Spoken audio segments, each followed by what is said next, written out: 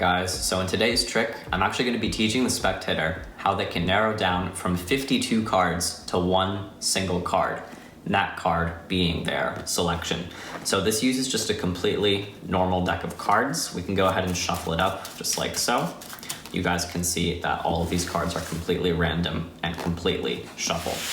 So what we're going to do is I'm actually going to give the spectator just a couple of cards here.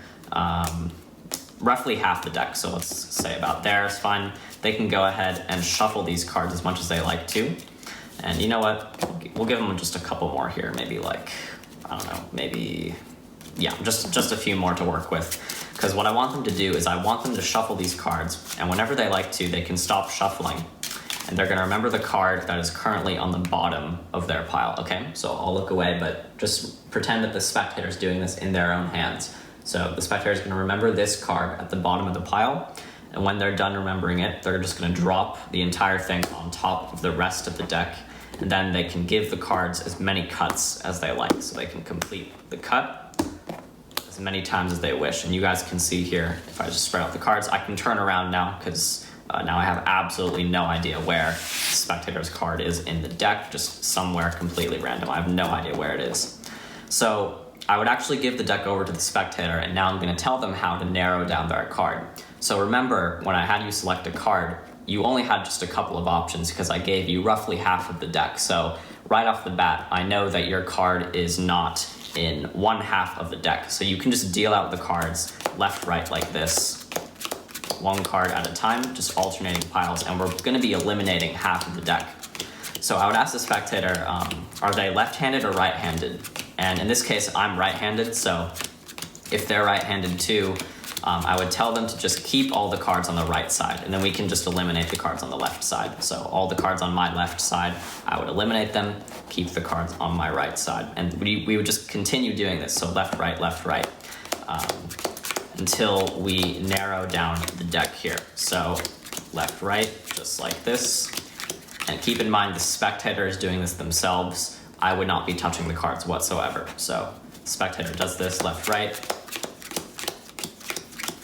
And also, if they were left-handed, they could have eliminated the left-hand cards, but since they're right-handed, we'll do the right-hand cards in this case. So almost done here. So now look at this. We've dealt left, right through the entire deck from 52 cards. We've now narrowed it down to one single card. I would ask the spectator what their card is. I have absolutely no idea what it is, but hopefully this was the card, the 3 of spades. And yeah, that is the trick, guys. So I really hope you guys enjoyed it. And if you did, be sure to stick around for the tutorial.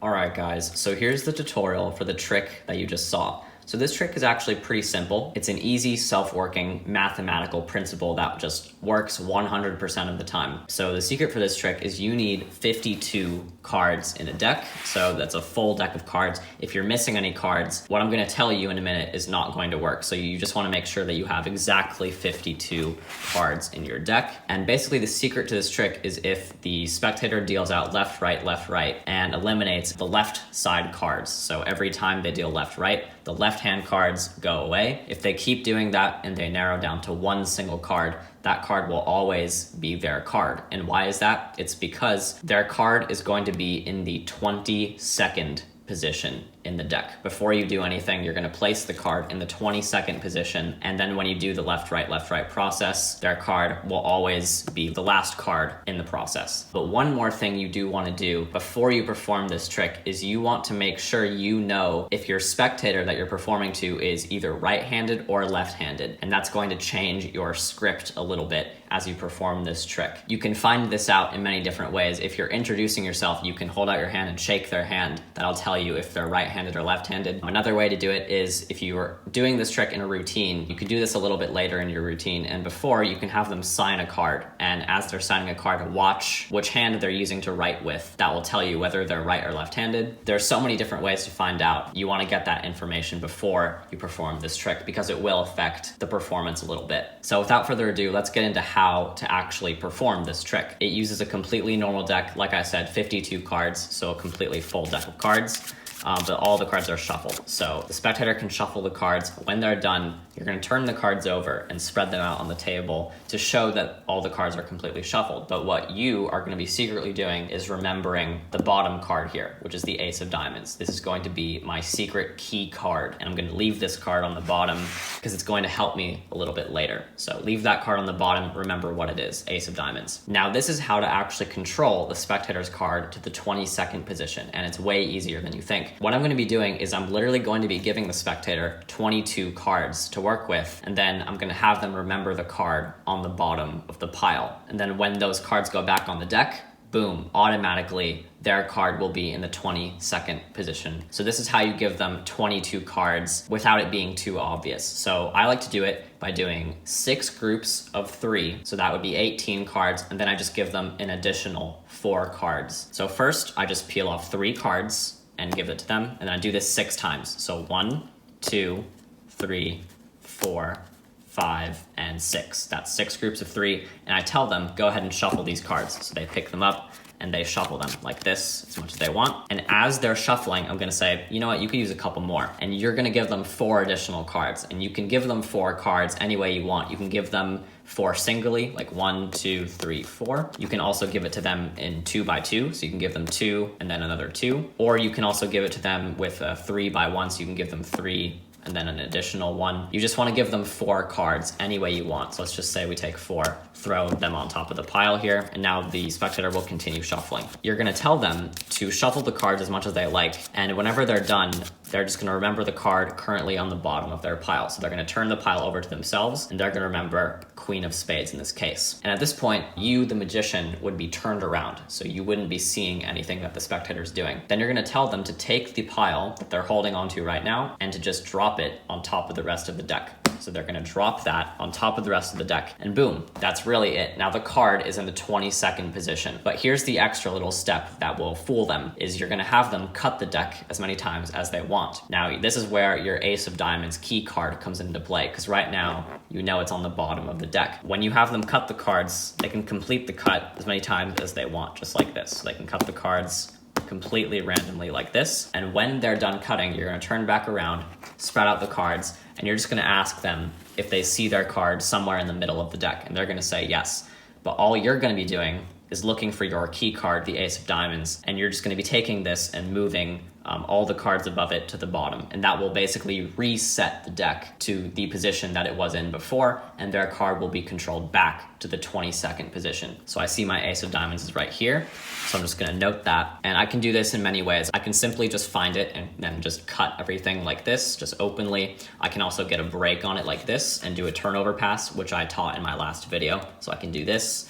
That will also secretly control that back to the bottom. There's many different ways to do this, but you just want to make sure that you cut all the cards back so that the Ace of Diamonds is back on the bottom. And now the spectator's card, the Queen of Spades, is now currently in the 22nd position. So now you're going to give the deck back over to the spectator, and now at this point you should know if they're right or left-handed, because you've either done some tricks before where they've signed a card or they write something on a piece of paper, so you can see if they're right-handed or left-handed. Depending on if they're right-handed or left-handed, you're going to be giving them different instructions. So if they're right-handed, you're going to tell them to take the deck and deal the piles out left, right, left, right, left, right. So starting on left and then ending on right. If they're left-handed, you're going to tell them to do the opposite. So if they're left-handed, you're going to tell them to deal out the cards from right to left, right to left, right to left. It'll seem like a completely random sort of an afterthought, because you're going to ask them if they're right-handed or left-handed after they've dealt about, I don't know, 10 or 20 cards. So it's going to seem like sort of a random free choice. So let's say in this case they're right-handed, which means I'm going to tell them to deal out